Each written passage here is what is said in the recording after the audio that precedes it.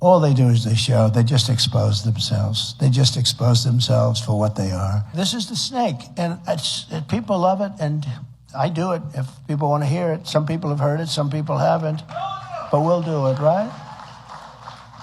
On her way to work one morning, down the path along the lake, a tender-hearted woman saw a poor, half-frozen snake. His pretty colored skin had been all frosted with the dew. Poor thing, she cried, I'll take you in, and I'll take care of you. Who are we fooling? Every time Donald Trump opened his mouth, someone is being lied to. This time is no different. And I'm so tired of hearing Donald Trump talk about this woman who picked up a frozen snake. Who is this woman? Oh, tender woman, cried the vicious snake. Oh, this is so sad to hear. Look, she's crying in the front. Don't cry. Learn from this. She's crying.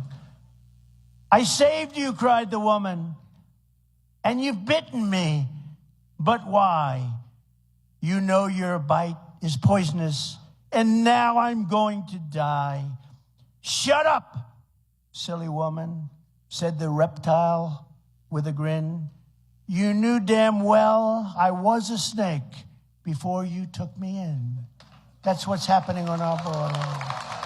That's what's happening on our border. This is just a little thing that I did once and I liked it, and I did it again, and some people like it. But what it's saying basically is we're taking in people in our country, that we're taking in people involved with Israel that were attacked, taking in people from all over the world, many of them from prisons, many of them from insane asylums. Please, sir, don't use the term insane asylums. That's Silence of the Lambs stuff. That's serious stuff, right? 40% of America's population who still think Donald Trump is the best option for president in 2024. We sit here and continue to pretend that there's not a movement that followed Donald Trump. And just because he lied every time he's opened his mouth does not mean a damn thing to these people. Matter of fact, every time he lied, they have something new to talk about on Twitter and Truth Social. What do you tell people who think the following of Trump and MAGA is kind of a cult? No, it doesn't follow that at all. If you look at the definition of a cult, they take away your rights, they take away your choices, they control your finances.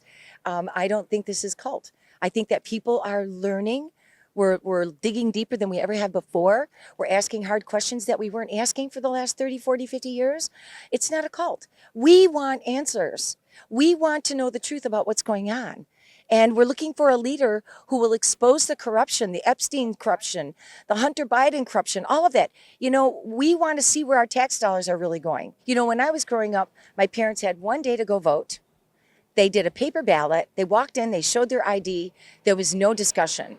Isn't it better to have more dates to vote, more people get an opportunity to vote? No, I do not agree with that whatsoever. Tell me one thing that he did to make your life better when he was president. Gas prices, for one. Economy is much better. Do you feel the improving economy? Because all the metrics we talk about for the economy, all the economists are saying the economy is on the rebound, historic lows in unemployment right now. Does that impact you? As a matter of fact, I don't believe any of that. That's not what I witnessed, so I don't believe it. And did you believe, I guess pre-pandemic, because that's kind of a blip, but pre-pandemic when President Trump was in office, did you believe the metrics then? Not from the mainstream media, but anything that he said generally in his administration, I believed. We keep pretending that facts and shame will stop these people from supporting Trump instead of rallying our base, instead of talking about what's at stake. The longer we do that, the longer we sit still and idle and keep trying to combat Donald Trump with truth, the more jeopardy our democracy is in. We're waiting for Joe Biden to win 2024 when he didn't win 2020. It was the work of organizations, not the presidential campaign, grassroots organizations that were not combating Donald Trump lies. Instead, they were reaching their base about issues and what was possible on Joe Biden's legacy or presidency. Yet and still, we sit here idle in 2023, months away from the first votes cast in the 2024 election with no plan. We're gonna die, and so is our democracy. I'm Mondale Robinson. Have a great day, but not before you think about it.